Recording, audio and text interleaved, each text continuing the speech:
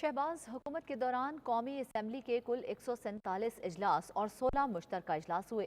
ऐवान ने मजमूई तौर पर 42 बिल पास किए। 9 मई 2022 से 9 अगस्त 2023 के दौरान ऐवान ज़ेरी की कारकर्दगी क्या रही, देखते हैं इस्लामाबाद से ये रिपोर्ट।